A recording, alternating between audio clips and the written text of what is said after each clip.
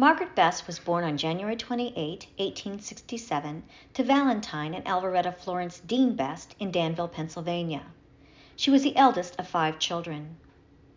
Danville, at the time of her birth, was a center of canal and railroad transportation and the coal and iron industries. Margaret's father was a farm laborer during her early childhood. Unfortunately, her father died at the age of 34. Margaret was just 13. The Best family were noted residents of Danville and the Grove Presbyterian Church. Margaret entered Park College in 1884.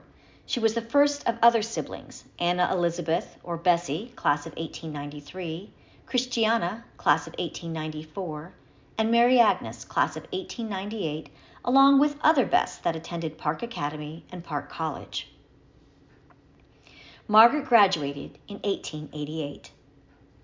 Following graduation, she accepted a position at Park College teaching English and Greek.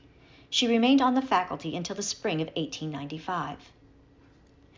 Margaret departed her beloved Park College in 1895 to accept the position as the principal of the Women's Department and instructor in English at Pacific University, located in Forest Grove, Oregon. She remained at Pacific University until the spring of 1897. Her duties at Pacific University completed, Margaret joined the missionary field in 1897. She was stationed for the next 40 years at the Presbyterian Mission of Pyongyang, Korea, known as the Jerusalem of the East. Today, Pyongyang is the capital of North Korea. The Korean mission field was not unfamiliar lands for Park College alumnus. Margaret joined a number of alumnus at Pyongyang, like Reverend George Shannon and Helen McAfee McCune, 1901 and 1892 respectively, Dr. Alfred M. Shiraks, 1887, Reverend J. Gordon Holdcroft, 1903, and Mrs. Mary Armstrong Hamilton, 1899. Other Park alumnus were stationed at Seoul, Viencheng, Chairyun, and Cheongju. Writing in September 1897, Margaret commented, "I'm supposed to teach an hour a day in the school for girls. That hour is one of the most profitable to me in the whole day. The children are lovable little bodies, and when I shall have learned to talk without appearing ridiculous, I shall enjoy teaching them." By early 1899, Margaret was engaged in Bible lessons for Korean women, noting, "Nearly all the women could read. Besides regular lessons, women gave their testimonies to the power of the gospel in their own hearts." Margaret continued her teaching of Sunday school for girls, writing, "Korean mothers dearly love their girls, and the sight of girls who had learned to read and could tell something of places and people beyond the borders of their own land, but led some of them to covet such advantages for their own daughter." A column in the Park College Record of October 1, 1899, mentioned that Margaret had many duties added to the learning of the language, among other things the teaching of special class for training Christian women. Margaret commented, "4 women came 150 miles, walking every foot of the way." The American community of Pyongyang numbered over 200. Women were active in the work of the mission as leaders of educational and job training programs for women.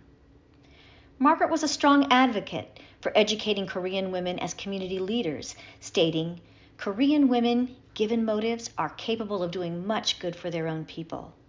If we think Korean woman is unfitted because she has not been educated as we count education, we fail to do justice to native ability and to what the grace of God can do for heart, mind, and character."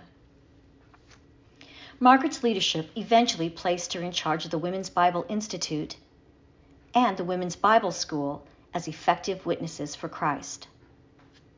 The Presbyterian mission at Pyongyang continued to grow in the early 20th century to eventually comprise over 50 buildings. Margaret resided in number 28, which was in close proximity to both the Bible Institute, number 24, and the Bible School, number 25. The mission staff continued to grow as the mission expanded. The growth brought more women educators, nurses, and administrative staff. In addition to their work, the staff did enjoy the pleasures of relaxation. Pictured here are a few members of the mission staff at a picnic along the Haedong River. Margaret Best is the second individual from the left.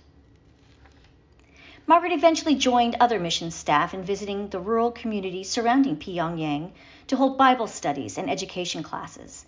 She commented, "What the gospel has done for Christian women was give them liberty to believe in Jesus Christ.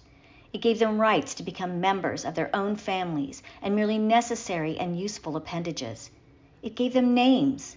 It gave them liberty of soul and action. It gave them an education based on Christianity." The American community in Pyongyang receded during the late 1930s due to tensions with the Japanese. Presbyterian mission leaders gradually recalled their people from Korea and eventually had evacuated all but 99 by late 1940.